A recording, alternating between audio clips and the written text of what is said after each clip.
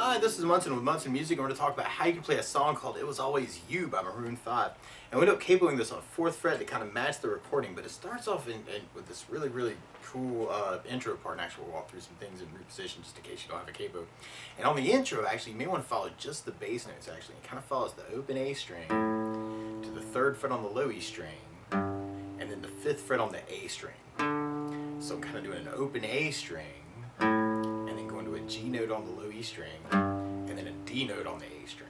And you may want to kind of fill that in. Actually, I was kind of feeling just a lot of down ups on that, kind of A, G, D. Now I'm kind of mixing that up a little bit. So if you kind of dig on that rhythm, down up, down up, down up, down up, up, down up, down up, down up, down up, down up, down up, down up, up, down up, down up, down up, down up, down up, down up, down up, up, down up, down up, down up, down up, down up, down up, down up, up, down up, down up, down up.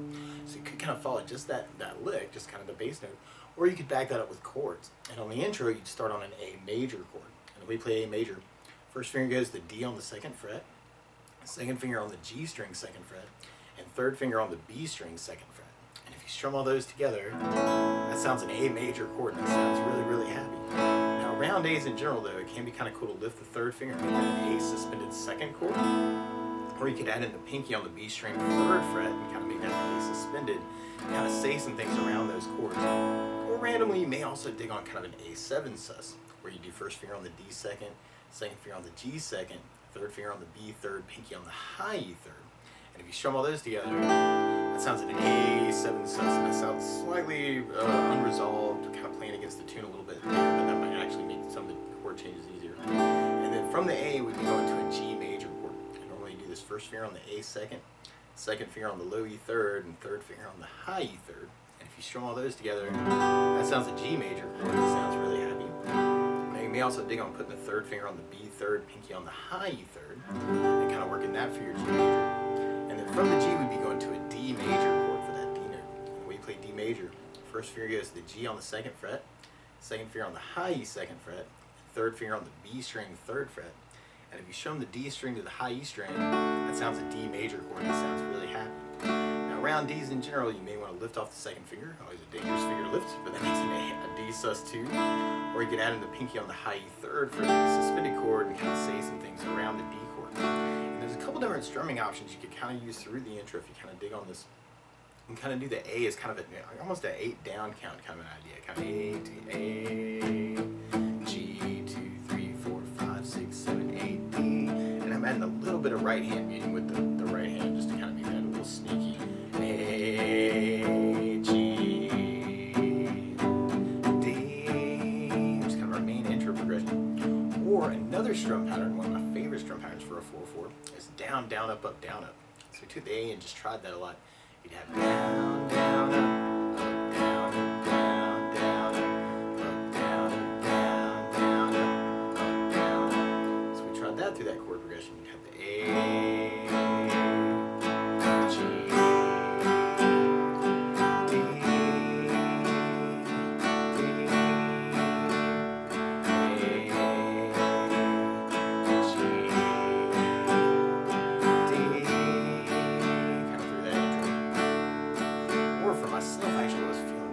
through the tune is something called a 16th note strum pattern. And what I mean by that is you're tapping your foot to the beat. Right now we're dividing that beat into 2 parts with our down, down, up, down, up. 1, 2, 1, 2, and that's called an 8th note. What a 16th note is where you divide that foot tap into 4 parts. 1, 2, 3, 4, 1, 2, 3, 4. And one of my favorite 16th note strum patterns is a long down, down, down, up, down, down, down. And what I mean by that is if you take the A and do a down for 4, 1, 2, 3, 4, 1, 2, 3, 4, 1, 2, 3, 4. That's what you'd be doing on the first beat. Then on the second beat, you do a down on 1, down on 3, up on 4. So we're going 1, 2, 3, 4, down, down, down, down, down, down. And then on the third beat, you'd be doing an up on 2, down on 3. So we're going 1, 2, 3, 4, 1, up, down, 1, up, down, 1, up, down. And then on the last beat, you'd be going down, up, down, up, right along with the 1, 2, 3, 4. So down, up, down, down, down, down, down, down, down. So all together, you have down, down, down, up, down, down, down, down, down, down, down, down, down, down, down, down. Which can be a little quick for the tune, but really cool to kind of try that. So we tried that through that intro progression. You had the A, G major, D major, D major,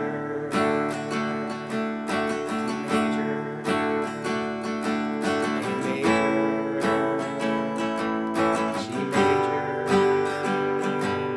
D major, and then from that intro progression, then we'd be going into our main verse. And our main verse part kind of does that same progression twice, and then we go to an A minor chord. So now the A gets sad, sad song, and that kind of becomes our chorus.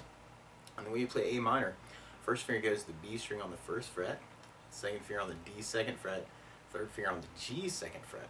And if you strum all those together, that sounds an A minor chord. It sounds so sad. Now around the A minor, you may also dig on lifting the first finger and making that an A suspended second, or you could add in the pinky on the B string third from the A suspended chord to kind of say some things around the A minor. Or you could lift the third finger and make an A minor 7, or you may kind of dig on putting the pinky on the high E third from A minor 7. Or randomly, if you don't want to worry about, man, A minor, A major, I don't know the difference, you could use the A7 sus for actually both of those chord changes. So even though it sounds slightly unresolved, that might be kind of a cool option if you're just starting out and you're like, I want to have to learn 2 A chords or something. So anyway, that might be kind of another cool option. So through that verse, you could really use any of those strumming options. So you'd have the A major, G,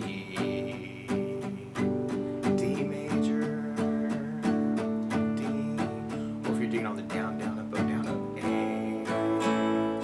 G major, D major, D, or if you're digging on the 16th with A minor, G, D, A minor, G,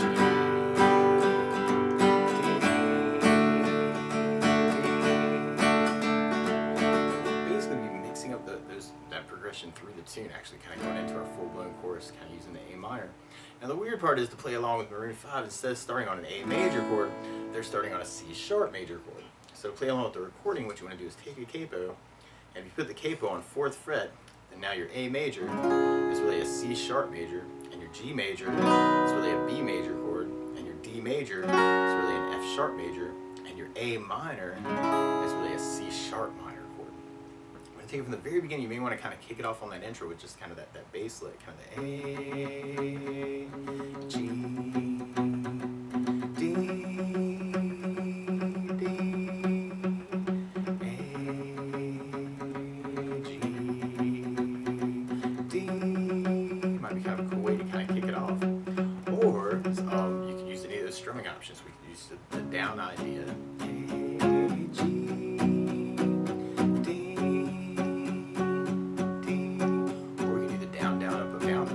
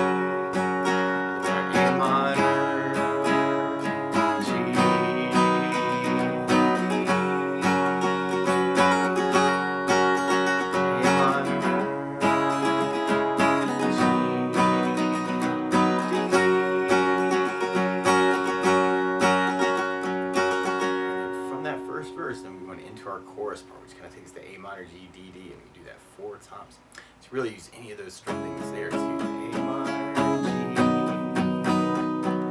D,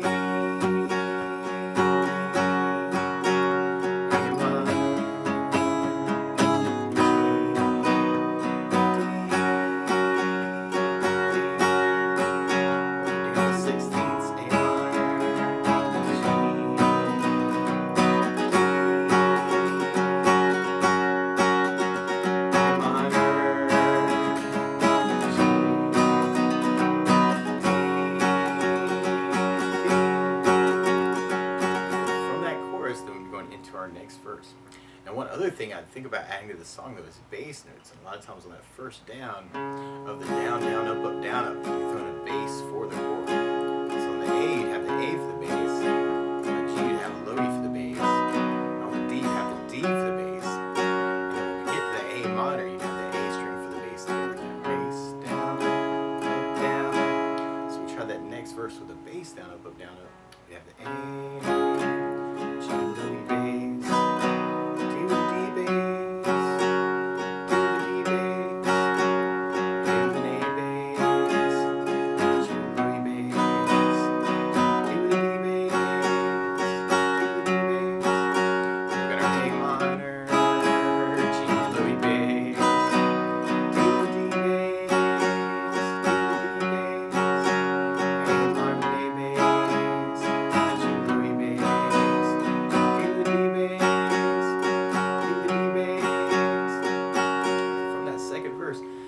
into our chorus part. Now if you're digging on the 16th pattern there, you could add basses to that and you could work it off a bass, down, down, up, down, down, up, down, or a bass, bass, down, down, up, down, down, up, down, or a bass, bass, down, down, up, bass, down, up, down. So we tried that through our next chorus.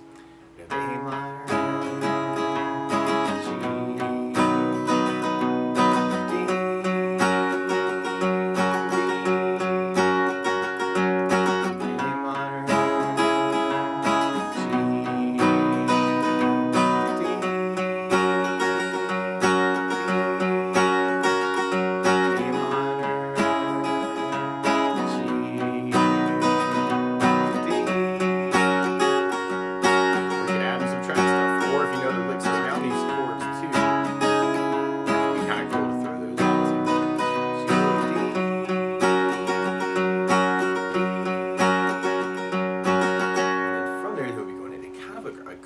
tag bridge idea. Actually, we'll kind of keep the chorus going 2 more times, and then we kind of hit almost big downs actually, kind of on our verse idea. So through that chorus tag bridge you have the A minor, G,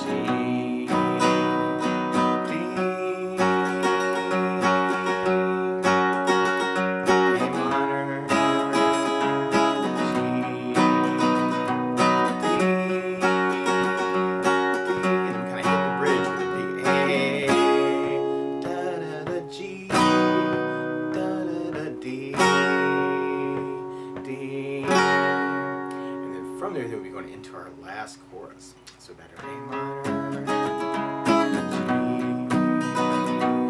D. Now it can always be cool to kind of add another licks too, or if you know there's strum patterns that'll work, you can kind of make the tune your own that way a little bit too. So feel free to take this lesson and kind of run with it any way you want to.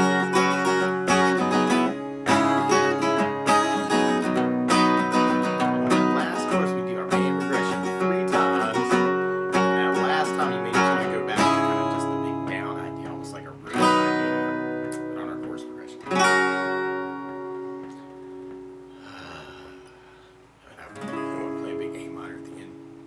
And that's the basics of how you could strum through It Was Always You by Maroon 5. So good luck.